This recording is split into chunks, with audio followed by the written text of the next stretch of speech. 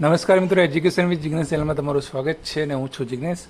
મિત્રો, આજે છે 11/10/2025 તારીખ અને આજે જે જિલ્લા પસંદગી 6 થી 8 વિદ્યા સહાયક સામાન્ય ભરતીની જે ચાલુ હતી એમાં ભાષાનો ત્રીજા તબક્કાનો બીજો દિવસ એટલે કે સામાન્ય ભરતી જિલ્લા પસંદગીનો અંતિમ દિવસ પણ આજે તમે કહી શકો છો, કેમ કે આજે જે અંગ્રેજી અને સંસ્કૃતની જે જિલ્લા પસંદગી હતી એ આજે પૂરી થઈ ગઈ છે. એટલે કે જિલ્લા પસંદગીની કાર્યવાહી સામાજિક વિજ્ઞાન અને ભાષા માટે હવે પૂર્ણ થઈ છે એવું તમે કહી શકો છો. અને એ ઓફિશિયલી પણ જાહેર થઈ ગયું છે કે સામાન્ય ભરતી ભાષા અને એસએસની જિલ્લા પસંદગી પૂર્ણ થઈ ગઈ છે. તો આજે વિડીયોમાં આપણે વાત કરીશું કે આજે અંગ્રેજી અને સંસ્કૃતમાં શું સ્થિતિ રહી અને કોમન સમરી એટલે કે બંને વિષયમાં અત્યાર સુધીમાં ટોટલ સામાન્ય ભરતીની જિલ્લા પસંદગીમાં કેટલી જગ્યા ભરાઈ અને કેટલી બાકી રહી, કેટેગરી વાઇઝ કેટલી ટકાવારી જગ્યાઓ ભરાઈ અને સાથે સાથે ભાષા અને સામાજિક વિજ્ઞાનના ઉમેદવારોને સ્થળ પસંદગીના પણ ગુડ ન્યૂઝ આપી દઈએ. તો સૌથી પહેલાં વાત કરીએ અંગ્રેજી વિષયની. તો અંગ્રેજી વિષયમાં જોઈ શકો છો તમે કે ઓપન કેટેગરી સિવાય તમામ કેટેગરીના ઉમેદવારોને બોલાવવામાં આવેલા હતા ત્રીજા તબક્કામાં. એમાં એસસી કેટેગરીની વાત કરીએ તો લાસ્ટ મેરિટ નંબર હતો 99 અને લાસ્ટ મેરિટ હતું 69.0834 અને કુલ 30 જેટલા ઉમેદવારોને બોલાવવામાં આવેલા હતા. એસટી કેટેગરીની વાત કરીએ તો લાસ્ટ નંબર હતો 214, લાસ્ટ મેરિટ હતું 64.8905 અને કુલ ઉમેદવારો હતા 197. એસસીબીસી કેટેગરીની વાત કરીએ તો લાસ્ટ નંબર હતો 391, લાસ્ટ મેરિટ હતું 68.9386, કુલ ઉમેદવારો હતા 108. ઈડબ્લ્યુએસ કેટેગરીની વાત કરીએ તો લાસ્ટ નંબર હતો 203, લાસ્ટ મેરિટ હતું 68.9925 અને કુલ ઉમેદવારો હતા 45. એટલે કે ટોટલ 380 ઉમેદવારોને જિલ્લા પસંદગી માટે અંગ્રેજી વિષયમાં બોલાવવામાં આવેલા હતા. વાત કરીએ જિલ્લા પસંદગી થયેલ ઉમેદવારોમાં તો એસસી કેટેગરીમાં 8 ઉમેદવારો જિલ્લા પસંદગી આજે કરી શક્યા હતા. એસટી કેટેગરીમાં 73 જિલ્લા પસંદગી થઈ એટલે કે 73 લોકોએ જિલ્લા પસંદગી કરી. એસસીબીસી કેટેગરીમાં 43 લોકોએ જિલ્લા પસંદગી કરી અને ઈડબ્લ્યુએસ કેટેગરીમાં 11 લોકોએ જિલ્લા પસંદગી કરી છે. તે ટોટલ જે 380 લોકો બોલાવવામાં આવેલા હતા એમાંથી 135 લોકોને જિલ્લા પસંદગી કરવાનો ચાન્સ મળ્યો. બાકીના ઉમેદવારો જે છે એ બધા જે છે વેઇટિંગમાં ગયા છે. એટલે કે જે પણ ઉમેદવારો એક્સેસમાં બોલાવવામાં આવેલા હતા 135 સિવાયના એ બધા ઉમેદવારો જે છે એ પાછા ગયા અને એમને વેઇટિંગમાં આવવું પડ્યું છે. તો આ જે સીટો જે રહી 135 સીટો આજે અંગ્રેજીમાં ભરાઈ અંતિમ દિવસે. હવે આપણે વાત કરીએ કે ઓવરઓલ જે છે અંગ્રેજી વિષયમાં શું અપડેટ રહી છે અને કે આપણું ચિત્ર શું સામે આવ્યું છે સીટોને એની વાત કરી લઈએ. તો કેટેગરી મુજબ અહીંયા આપેલું જ છે. ઓપન કેટેગરીમાં જો 172 જગ્યા હતી સ્ટાર્ટિંગમાં આપણી જોડે, તો 172 જગ્યાઓ ભરાઈ ગઈ એટલે કે 100% જગ્યા ભરાઈ ગઈ. એસસી કેટેગરીમાં 22 જગ્યાઓ હતી એટલે 22 જગ્યાઓ ભરાઈ ગઈ, એ પણ 100% જગ્યા ભરાઈ ગઈ. એસટી કેટેગરીમાં કુલ 84 જગ્યાઓ હતી, એમાંથી 79 જગ્યાઓ ભરાઈ ગઈ. 5 જગ્યાઓ બાકી રહી એટલે કે 94% જગ્યા ભરાઈ ગઈ. આ 5 જગ્યાઓ જે રહી એ પીએચ કેટેગરીના ઉમેદવારો જે એ, બી અને ડી કેટેગરીના હોય છે એ લોકોની આ સીટો હતી એટલા માટે બાકી રહી ગઈ છે, જે ઉમેદવારો ઉપલબ્ધ રહ્યા નથી. એસસીબીસી કેટેગરીની વાત કરીએ તો 76 જગ્યાઓ હતી અને એમાંથી ભરાઈ છે 76 જગ્યાઓ એટલે કે 100% જગ્યાએ ભરાઈ ગઈ છે. ઈડબ્લ્યુએસ કેટેગરીમાં 39 જગ્યાઓ ફાળવવામાં આવેલી હતી, એમાંથી 34 જગ્યાઓ જે છે એ ભરાઈ ગઈ અને આ 39માંથી 5 જગ્યાઓ જે છે પીએસ કેટેગરીની બાકી રહી ગઈ છે એટલે કે 87% જગ્યાઓ એની ભરાઈ છે. ટોટલ અંગ્રેજી વિષયની 393 જગ્યાઓ હતી, એમાંથી 383 જગ્યાઓ ભરાઈ અને 10 જગ્યાઓ જે છે એ બાકી રહી ગઈ છે, જે પીએચ કેટેગરીના એ, બી, ડીવાળા ઉમેદવારોથી ભરવામાં હોય છે પણ એ ઉમેદવારો ઉપલબ્ધ રહેલા નથી. ઓવરઓલ ટકાવારીની વાત કરીએ તો 393માંથી 383 એટલે 97.46% અંગ્રેજી વિષયની જગ્યાઓ જે છે એ ભરાઈ છે અને જિલ્લા પસંદગી જે છે એ પૂર્ણ જાહેર કરવામાં આવેલી છે.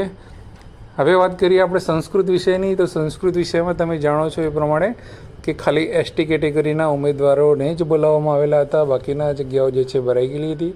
તો એસટી કેટેગરીમાં લાસ્ટ 221 મેરિટ નંબર સુધીના ઉમેદવારને બોલાવેલા હતા, જે ઓલ ઓવર ઉમેદવારો હતા બધા, અને એનું મેરિટ જે હતું 54.8722 હતું અને જે 212 જેટલા ઉમેદવારો જે છે એ બોલાવવામાં આવેલા હતા.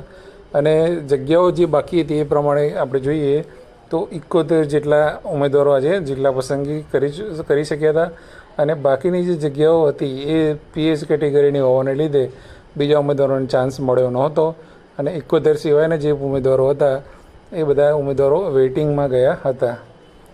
સંસ્કૃતની ઓલ ઓવર અપડેટ આપણે જોઈ લઈએ, શું ચિત્ર સામે આવ્યું છે એની વાત કરી લઈએ. તો અહીંયા તમે જોઈ શકો છો કે ઓપન કેટેગરીની 171 જગ્યાઓ હતી, તો ટોટલ 171 જગ્યાઓ ભરાઈ ગઈ, 100% જગ્યા. એસસી કેટેગરીની વાત કરીએ તો 21 જગ્યા હતી અને 21 જગ્યામાંથી 20 જગ્યા ભરાઈ અને 1 જગ્યા બાકી રહી, એટલે 1 જગ્યા જે છે પીએચ કેટેગરીની. એસટી કેટેગરીની વાત કરીએ તો 84 જગ્યા હતી. આ 84 જગ્યામાંથી 75 જગ્યાઓ સામાન્ય જે છે ઉમેદવારોથી ભરાઈ ગઈ અને બાકીની વાત કરીએ તો 9 જે જગ્યાઓ જે રહે એ પીએસ કેટેગરીની બાકી એમાં રહી ગઈ છે. આપણે એસસીબીસી કેટેગરીની વાત કરીએ તો 77 જેટલી જગ્યા હતી. 77 જગ્યામાંથી 75 જગ્યા જે છે એ ભરાઈ ગઈ છે. બાકી જગ્યાની વાત કરીએ તો 2 જગ્યા બાકી રહી છે. ઈડબ્લ્યુએસ કેટેગરીની વાત કરીએ તો ઈડબ્લ્યુએસ કેટેગરીમાં કુલ જગ્યા હતી 40 અને કેટલી ભરાઈ તો કે 39 જગ્યાઓ ભરાઈ છે અને બાકી કેટલી રહી છે તો 1 જગ્યા બાકી રહી છે. ટોટલ વાત કરીએ તો 393 જગ્યાઓ જે છે એમાંથી 380 જગ્યા સંસ્કૃતની ભરાઈ છે. 13 જગ્યા જે છે પીએચ કેટેગરીની કારણે બાકી રહી ગઈ છે. ઓવરઓલ આપણે ટકાવારી જોઈએ તો 96.69% જેટલી સંસ્કૃત વિષયની જગ્યાઓ જે છે એ ભરાઈ ગઈ છે. તો આ સાથે જ સામાજિક વિજ્ઞાન અને 4 ભાષાઓના જિલ્લા પસંદગી સામાન્ય ભરતીની અહીંયા પૂર્ણ થાય છે. હવે જે કંઈ પણ જિલ્લા પસંદગી કદાચ આની આવે છે તો જે તે સમયે વેઇટિંગ ખુલશે, જે એનું સ્થળ પસંદગી પૂર્ણ થાય પછી જે પણ સમયે વેઇટિંગ જે ખુલતું હોય છે એની અંદર જ આ સામાન્ય ભરતીની હવે જિલ્લા પસંદગી શરૂ થશે. બાકી હવે આ જે ભાષા અને એસએસનો સ્ટોપ છે.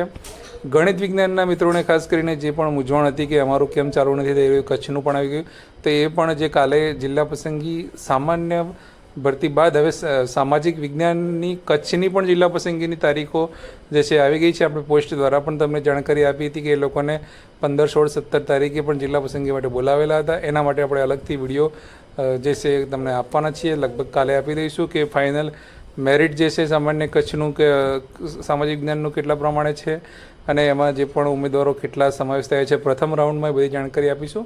પણ ગણિત વિજ્ઞાનની જે પણ માહિતી એની અંદર આપેલી જ છે કે તમારું જે જિલ્લા પસંદગી જે છે એ કચ્છનું જે છે એ સામાજિક વિજ્ઞાન અને ભાષાનું પૂર્ણ થયા બાદ ગણિત વિજ્ઞાનનું છે જે અંતિમ તબક્કામાં ચાલુ થશે. બરાબર છે.